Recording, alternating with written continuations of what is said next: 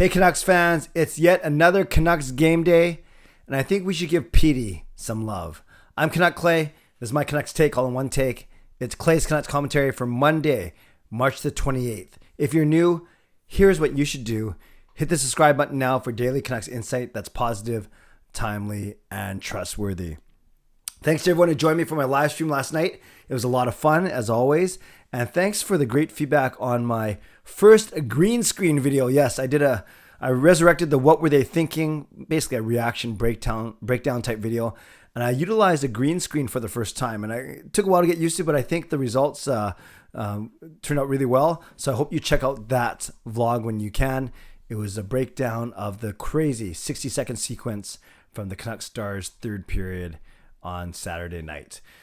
So we moved from that. Oh yeah, and don't forget Canucks After Dark tonight. Me and Parker, 10 p.m. on YouTube because it's Monday night. So join us for Canucks After Dark. It will become a de facto post-game show as well. Okay, now Saturday was a must-win, biggest game of the year for the Vancouver Canucks, given where they were in the playoff chase, who they were playing against, all those things. Tonight, still a very important game. We're basically going to move from important game to important game. We're not necessarily trying to catch St. Louis in the standings. More importantly, we are trying to keep our own playoff hopes alive. Going into tonight's game, we are 3 points behind Vegas with a game in hand. So that sounds good, especially if we win tonight. And we have Vegas twice coming up. I'll get to that in a second. Of course, there's Dallas and Winnipeg in between Vegas and us that we have to jump over to. But first things first, let's concentrate on winning tonight. The first of two games against the Blues. We have them in St. Louis tonight. Then back at home against St. Louis on Wednesday. And then the weird scheduling. Then we're home against Vegas on Sunday. And then we play against Vegas the following Wednesday. So Monday, Wednesday, Sunday, Wednesday. Away in St. Louis, home against St. Louis, home against Vegas, away against Vegas. What's my point? These next four games are massive. Two against the Blues, a team that's ahead of us in the standings. We're not trying to catch them, like I said, but still very good, important games. And we always seem to play St. Louis well, quite frankly. I just like seeing us score in Binnington, although it's going to be Husso tonight, so it'll likely be Binnington on Wednesday night. And then two incredibly huge games against the Vegas Golden Knights that could go a long way towards determining who's going to finish ahead of the other team in the standings. So, but we'll get to that when we get to that later in the week. For tonight, it's us. It's St. Louis. Boudreau keeps talking about how good St. Louis is as a three-line team, not just a top line, not just a second line, but a top nine, a three-line team, and how dangerous they are with guys like, of course, Riley, Shen, Tarasenko, Thomas, Kyrou, and others. So it's going to be a really, really good matchup, good test for the Canucks. For the Canucks, they'll be lining up the same way they lined up on Saturday, beating the Dallas Stars. So that means up front, you have Pearson, Miller, and Garland as your first line. Our second line playing awesome, Horvat, Pettersson, and Besser. Your third line, remember now there's no Mott, Lammikko, Highmore, and with Mott gone and Highmore out, it's completely demolished. So it's Lammikko between Podkolzin and Chason, and the fourth line of Richardson, Lockwood, and Patan. And that fourth line, as I mentioned in my postgame vlog, didn't play a lot in the third period as the Canucks were trying to hold on to the lead. So same forwards, same defense too. Hughes and Shen, OEL and Myers, and Dermott and Hunt, with Dermott playing the left side. And then the only change, I should have said this right off the top, was Jaroslav Halak playing tonight. And let's not freak out. Remember, his last performance was that great win against Colorado last Wednesday night. And Boudreau said he wants both goaltenders playing in this home and home against St. Louis. And they don't want to keep Halak out too long, especially after that good performance. So Halak tonight in St. Louis against Husso, so H versus H. And then we have Demko versus Binnington likely on Wednesday in Vancouver. Okay, let's talk about Pettersson. I think we can put all fears about his game aside. He scored his 20th goal of the season on Saturday night when he scored two goals, actually. His 19th and his 20th of the season. And as well, he hit the 200-point mark for his career in only his fourth season. Really, it's only his third and a half season because he missed so much of last season. So he becomes the fourth fastest Canuck to ever get to the 200-point mark, which is a pretty impressive feat. And more importantly, I think we're starting to see the evolution of Pettersson's game. He had a great rookie season, won the Calder Trophy, caught everyone by surprise or by storm, whatever you want to call it. Second season, about the same points per game, but really improved his defensive play, his two-way game. Then the third season, that was the one shortened by that wrist injury halfway through the season, but still played well. And then this year was the weird year where he was horrible. Admittedly, he was bad to start the season. And a lot of people at that time were wondering, is this guy even worth $7.35 million for 3 years, let alone signing him to a long-term contract? Some people were actually using the term bust, which is crazy to think right now.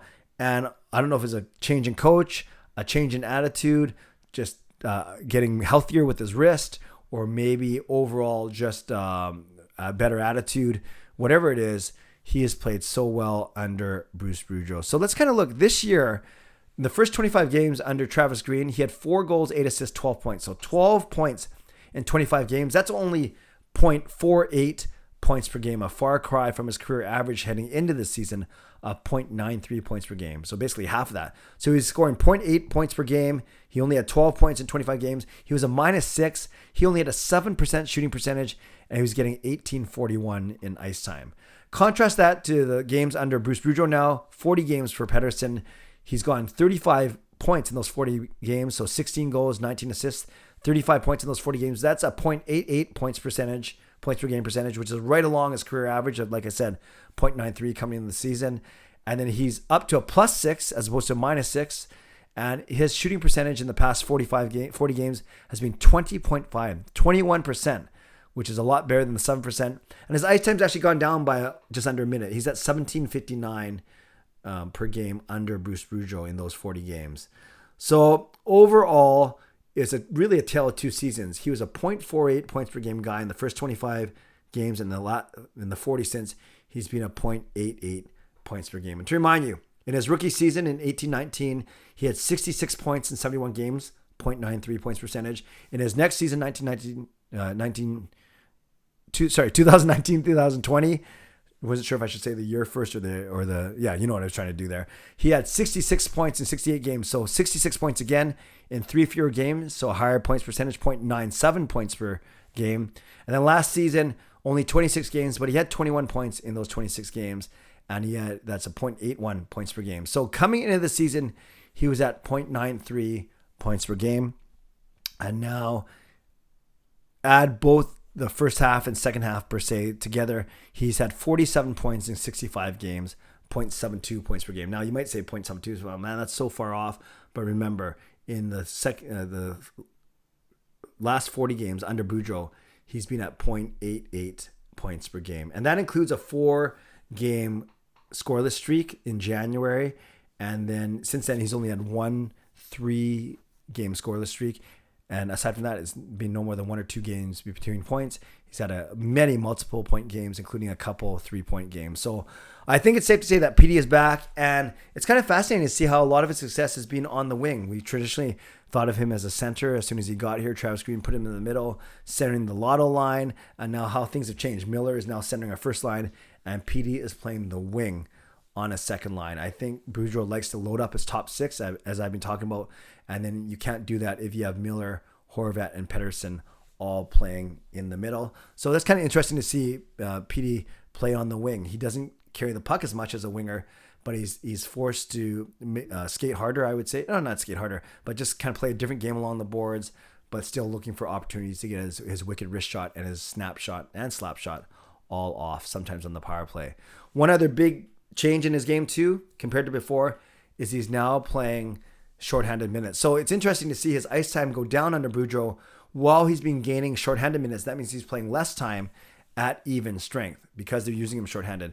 We know that Boudreau loves using Horvat and PD together as a pairing, and we know that he loves PD's anticipation, his offensive instincts, and Boudreau is often saying that Pettersson can anticipate what the other team is going to do, because usually the other team's going to have their most offensively gifted players on the power play, much like PD is. So PD, trying to defend that, is able to think along the same ways that opposing forwards would think and maybe anticipate some plays going that way. He's never going to be the best shot blocker. We don't want him doing that. But if he can get his stick on the puck, if he can create turnovers and then turn it the other way for a breakaway opportunity or a 2-on-1 once in a while shorthanded, then that is an awesome threat to have. So Canucks fans, when you're looking at Pettersson, be honest. How worried were you at the start of the season when he was only getting a point every 2 games? How worried were you when he missed those 2 games with his wrist injury? But most importantly, how are you feeling right now about his game? And are you okay with him playing on the wing in a top 6 role, of course, but alongside Bo Horvat on the Canucks, what quote second line? Really, it's 2 interchangeable first lines. So let me know.